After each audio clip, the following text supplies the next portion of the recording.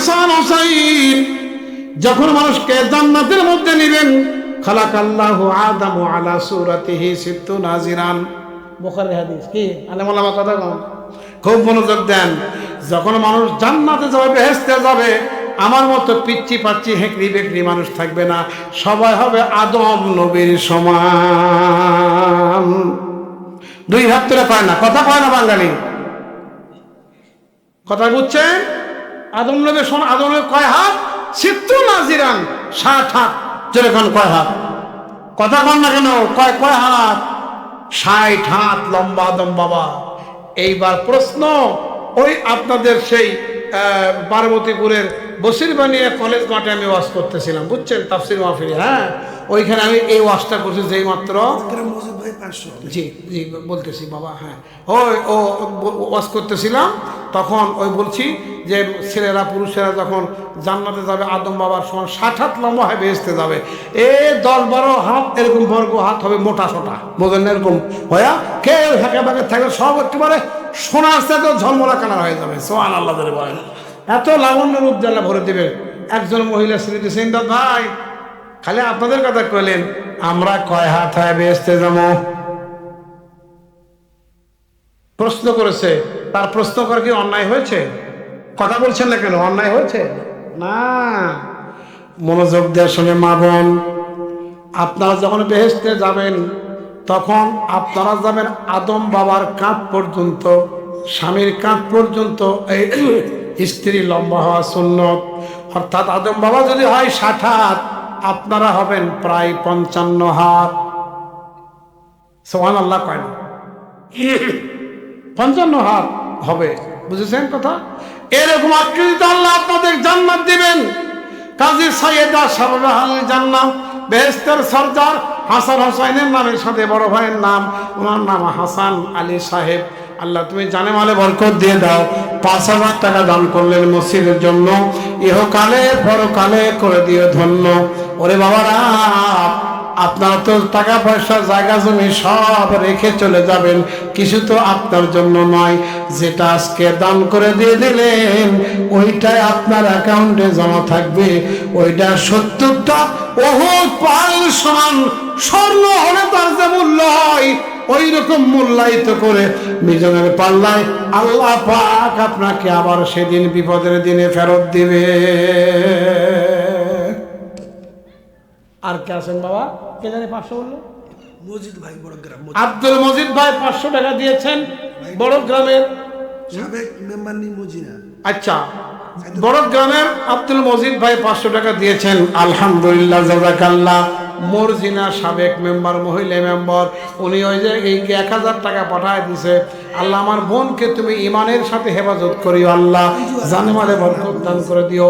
আঞ্জরা নামে একজন মহিলা মেম্বার নেই, উনি আমাদের আঞ্জরা বোন।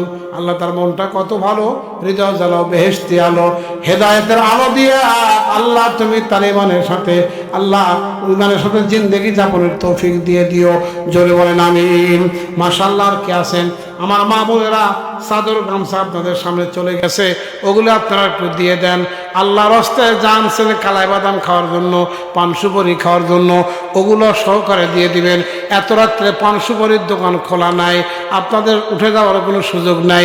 আল্লাহ রাস্তায় দিয়ে দেন, কিয়ামতের ময়দানে 70 গুণ বৃদ্ধি করিয়া আল্লাহ আপনাকে ফেরত দিয়ে দিবে।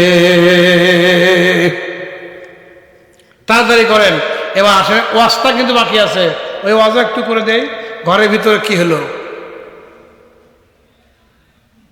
শ্রোতা না থাকলে ওয়াজ শুনবে কেডা? চা খাওয়ারে ভাই রে, এভাবে দেখ শেষ খেলা দিয়ে হুজুর কই আসছে তো, জানে হুজুর কই রে,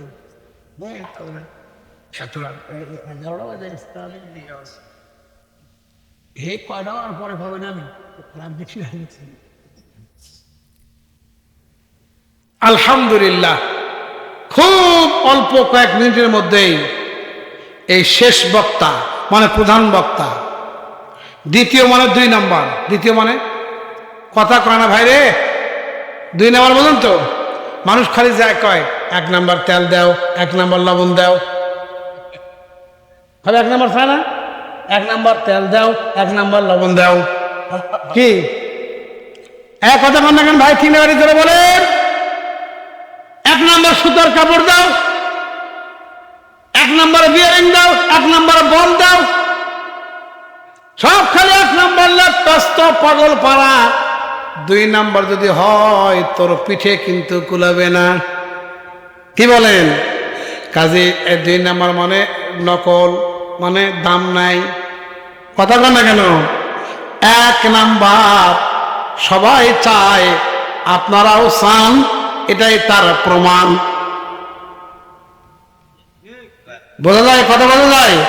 আপনারাও 2 নম্বরকে ঘৃণা করেন, 2 নম্বরকে আপনারা খারাপ মনে করেন, ও সেটা তার প্রমাণ। 1 নাম্বারকে চান, সেটাই তার প্রমাণ, এটাই তার প্রমাণ।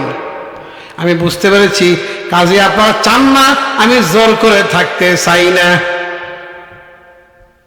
কথাকে আপনারা বুঝছেন? আর বাজে, তবে যা ছিল তার সাথে একটু বাড়ছে, কমে নাই এ পর্যন্ত। ঘটনাটা মিলিয়ে দাও। টাকা দেন বাবা, টাকা দেন, টাকা দেন মসজিদের জন্য করে। হ্যাঁ, 20-30 লাখ টাকা লাগবে এই কাজ শেষ করতে। আমরা অল্প কিছু কিছু করে দিতে তো হবে আস্তে আস্তে, নাকি বলেন? আল্লাহ আপনাদেরকে দিবে, আল্লাহ দিবে, আল্লাহ দিবে।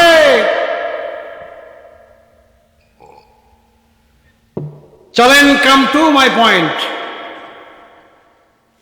এইবার হুজুর শাহজাদির গায়ে টাচ করবে ভাব, মনে আছে? হঠাৎ করে তার মাথার মধ্যে আল্লাহ পাকের কোরআন শরীফের একটা আয়াত এসে হাজির হয়ে গেছে। এলেম মানুষের ইমান আমলকে সংরক্ষণ করে, এটা তার প্রমাণ। দেখেন, মনোযোগ দিয়ে শুনেন। হঠাৎ একটা আয়াত মাথায় হাজির হয়ে গেছে। ইয়া আইয়ুহাল্লাযীনা আমানুত্তাকুল্লাহ। খেয়াল করেন, বড় আমার সাথে পড়েন। ইয়া আইয়ুহাল্লাযীনা আমানুসবিরু ওয়া সাবিরু ওয়া রাবিতু ওয়াত্তাকুল্লাহ লাআল্লাকুম তুফলিহুন। 2 ভাগ তো আল্লাহু আকবার। হে ইমানদারেরা, ইসবিরু তোমরা সবর করো, ওয়া সাবিরু তোমরা মুসাবারা করো, ওয়া রাবিতু তোমরা মুরাবাতা করো, ওয়াত্তাকুল্লাহ সার্বিক ক্ষেত্রে সর্বোচ্চ পরিমাণে আল্লাহকে তোমরা ভয় করো। লাআল্লাকুম তুফলিহু, মাস্ট বি সাকসেস, অবশ্যই তোমরা জান্নাত পর্যন্ত পৌঁছে যাবা। সফল কামের চূড়ান্ত মোকাম আল্লাহর জান্নাত। বাবারা আমার, খেয়াল করেন। এইবার ইসবিরু সবর করো, সবর মানে ধৈর্য। কথা বলেন, ওয়েট করা, দেরি করা, বিলম্ব করা, ঠিক না বাড়ি ধরে বলেন? এটাকে সবর বলে? নেই, আরবিতে সবর কয়, এটা কি বলে? কিন্তু সবর 3 প্রকার, খুবই মনোযোগ দিয়ে শোনা লাগবে। অত্যন্ত ইলমি কথা, একেবারে পিওর তাফসীর এটা, মনোযোগ দিয়ে শোনেন। সবরু আনিত্তআ মানে ইবাদতের মধ্যে ধৈর্যের সাথে ইবাদত করা। এই সুবহানাকা আল্লাহুম্মা ওয়া বিহামদিক কইতে কইতে, সূরা ফাতিহা কইতে কইতে কিছু কিছু মুসল্লি তার 12 রাকাত নামাজ পড়া হয়ে যায়। ও কি নামাজ পড়ে গো? হ্যাঁ, হায় হায়, ও ফেরেশতার চাইতে চালু বেশি। কথা কন না কেন? এত ইবাদতকারী, আর জুব্বা লম্বা পাগড়ি 24 হাত লাগাইছে, ফাটাফাটি অবস্থা। কথা কন না কেন বাবা? সবরের সাথে আল্লাহর ইবাদত করে দিবেন। 1 সবর আনিল মাসিয়া, গুনাহের কাজে সবর করবেন। এইবার ইম্পর্টেন্ট সাবজেক্ট, এরপরে প্রেডিকেট। এটা হলো মুবতাদা, পরে আসবে খবর, উদ্দেশ্য, তারপর আসবে ভিডিও। মনোযোগ দেন, এগুলো আপনারা বুঝবেন না, আলেম আমাদের বিষয় নাও সরফের টাস, এগুলা মনোযোগ দিয়ে শোনেন। এবারে সবর আনিল মাসিয়া, গুনাহের কাজ তোমার সামনে হাজির হয়ে গেছে। গুনাহ করার বহু সুযোগ শয়তান করতেছে। সুন্দরী, ওরে একটু স্পর্শ করে দেখ, একটু ছুঁয়ে দেখ, কেমন মজা। তুই তো পাগল লে বেটা, তুই বুঝিস কিছু? ওরে দেখ না, টাচ কর। বুঝেন নাই? বন্ধুরে, আল্লাহ কইছে, এই আল্লাহওয়ালা আব্দুল্লাহ ডাক দে বলে, মালিক আমার দেহ চাইতেছে বারবার তাকে আমি একটু স্পর্শ করি, কিন্তু তুমি তো কোরআনে বলতেছো অসাবিরু, মোসাবারা করো, ধৈর্যের অটল থাকো, সবর ভাঙ্গো না, সবরু আনিল মাসিয়া, গুনাহ করার সুযোগ তোর কাছে আইছে রে যুবক, তুই এখন শুধুমাত্র স্পর্শ করা নয়, যা খুশি তুই তাই করতে পারিস, কারণ শক্তিতে তোর সাথে সে পারবে না, তুই তো একটা পরিপূর্ণ যুবক, সে হলো যুবতী, এখন তার কিছু করার নাই, হয়তোবা তোর হাতের পরশে মেয়েটা আস্তে আস্তে দুর্বল হয়ে যাবে, তোর কাজে সায় দিবে, কিন্তু আল্লাহ তুমি তো বলতেছো ওই যে সবরু আনিল মাসিয়া, খবরদার ধৈর্য ধর, ধৈর্য ধর, ধৈর্য ধর, এই সবর করতে করতে, দেরি করতে করতে এই পাপ থেকে বাঁচার জন্য আল্লাহ কোনো ব্যবস্থা নিশ্চয় করে দিবে। দেখেন আল্লাহর কোরআনের তাফসীর কত সুন্দর, কত পরিষ্কার, কত স্পষ্ট, কত গ্রহণযোগ্য। আল্লাহু আকবার বলেন। দেরি করতেছে, আল্লাহ আমি তো পারবো না, এমন করতে করতে দেখেন এবারে নফসে মুতমাইন চাপ দিয়েছে, বেটা জাহান্নাম দোজখ অপেক্ষা করতেছে, খবরদার। সাবিরু দ্বিতীয় অংশ, অসাবিরু মুসাবারা করো, ধৈর্যের উপরে অটল থাকো। পাপ করার জন্য কত মানুষ জীবন কোরবানি দিয়ে দিছে, আল্লাহকে ভুলে যাওয়ার জন্য, পাপের কাজ ছেড়ে দেওয়ার জন্য কত মানুষের মৃত্যুদণ্ড হয়ে গেছে, জানতো তারা কোরবানি করে দিছে, একটা পাপকে তারা স্পর্শ করে নাই। আল্লাহর বান্দারে, তুই কি ভুলে গেলি এই দুনিয়া কয়েক বছরের জন্য, আর অনন্তকাল যেখানে থাকবি, তোর জীবন যায়, যা পাপের কাজ করিস না। হাউ হাউ করে কান্দে উঠছে একদম, আল্লাহ আমি কি করব, আল্লাহ আমি কি করব, দেহ চাইতেছে আমি শাহজাদিকে স্পর্শ করি, আর তুমি বলতেছো খবরদার।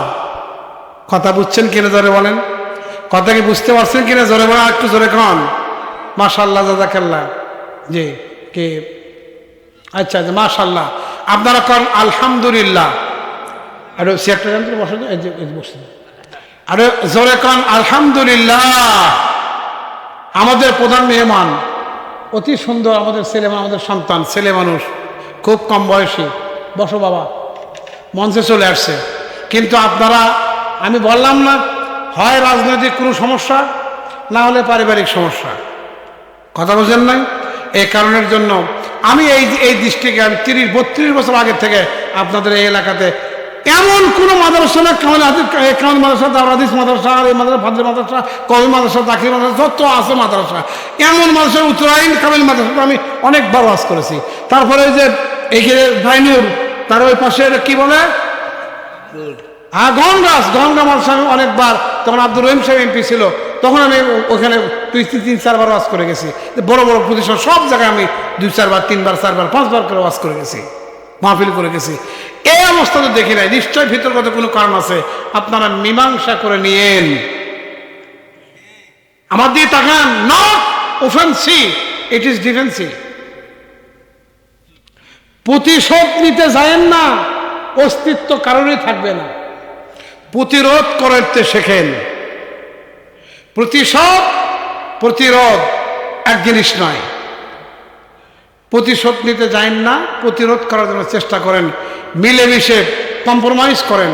হ্যাঁ, সারপ্রাইজ দেন, জি ছাড় দেন, ছাড়া করে কম দেব, আল্লাহর হস্তে, আল্লাহ আপনাদের কবুল করুক।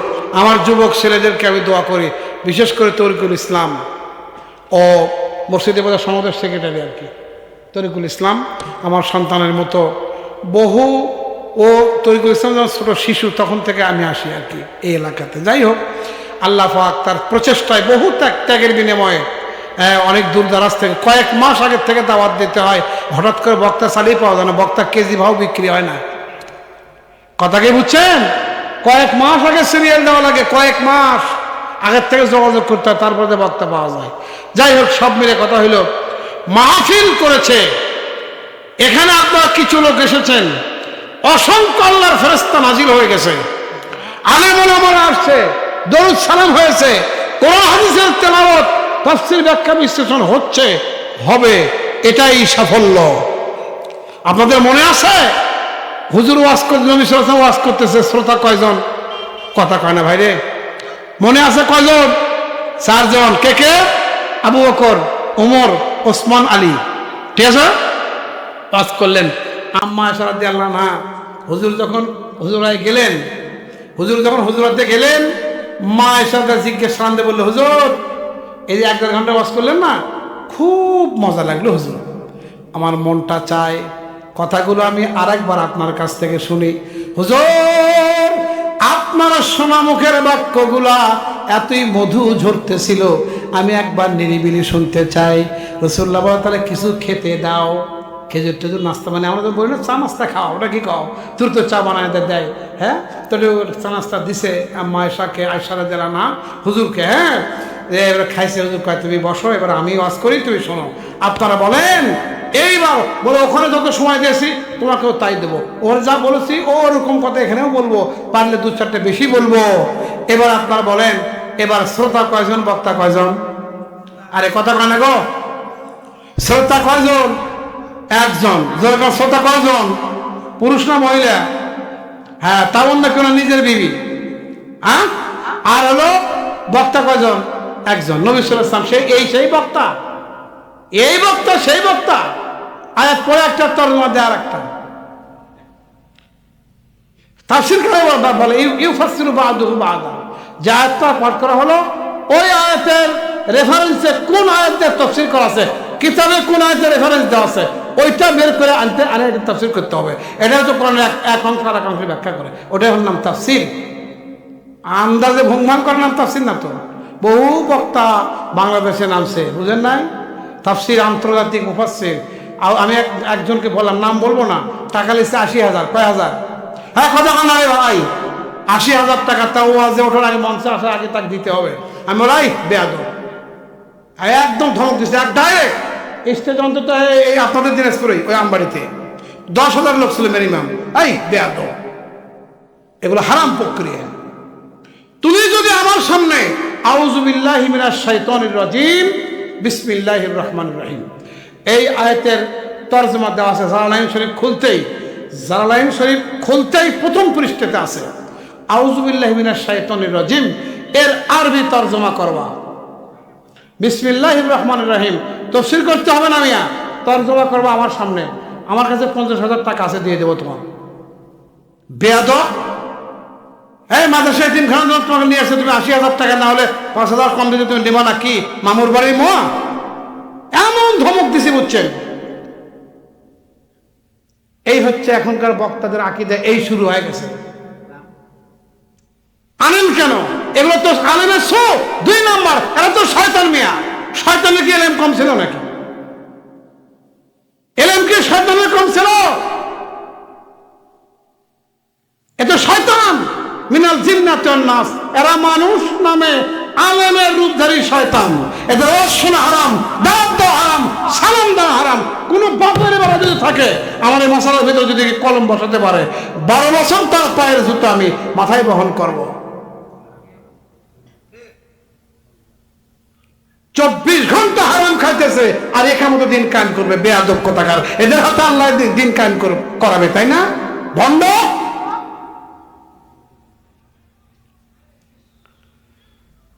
আলা লাহুল খালকু ওয়াল আমরু, সৃষ্টি যার হুকুম চলবে তার। আপনারা যখন সৃষ্টি যার হুকুম চলবে তার, এটাই চূড়ান্ত। সমস্ত নবী রাসূল, সমস্ত হকপন্থী মুসলমান ইমানদারের একটাই দাবি, এই দাবিতে কোনো লেস মাইনাস নাই, কোনো ছাড় দেওয়ার কোনো অপশন নাই। এই সুযোগে, এই স্লোগানে কিছু ভণ্ড আশ্রয় নিয়েছে, এই ধর্মের নামে ডাকাতি করতেছে বেয়াদবগুলা। মিথ্যা কথা বললাম নাকি? 42 বছর ওয়াজ করতেছি। কোনো বাপের বেলা খাড়ায় বলতে পারবে বাংলা ভারত সহকারে কারোর কাছ থেকে জুলুম করে আমরা টাকা নিয়েছি? সামঞ্জস্য, যেমন অবস্থা তেমন দেখে তারা সম্মান করে, এটাই আমরা খুশি হয়ে চলে যাই। এই এখন আমাদের প্রধান বক্তা ওয়াজ করবে, আসছে আমার, আমি তো দেখিনি। বাবা বাসা কোথায়? বাগেরহাট। আল্লাহ আকবার। আমি বাগেরহাট গেছিলাম গত বছর, 7 দিন এবারে তাফসীর মাহফিল হয় না, ওই 7 দিনের শেষের দিন আমি ছিলাম ওইখানে, ওই আপনার ইন্দুরখানের এই পশ্চিম পাশে, সাজি সাহেবের বাড়ির এই পশ্চিম পাশে গিয়েছিলাম। বাবা ভালো আছো তো না বাবা? জি ভাই, যে আমাদের শামসুল হক ভাই, উনি তো আমাদের পুরাতন বন্ধু, বোঝেন না, পুরাতন ভক্ত। আল্লাহ আকবার। উনি 500 টাকা দিয়েছেন। আমি আর কথা বাড়াচ্ছি না, মেহমানকে বসে রেখে কথা বলা আদবের ইসলাম খেলাম। আমার কেউ এখনো বলেন না হুজুর শেষ করেন, এ কথা কেউ বলেনি এখনো, আমি শেষ করতেছি।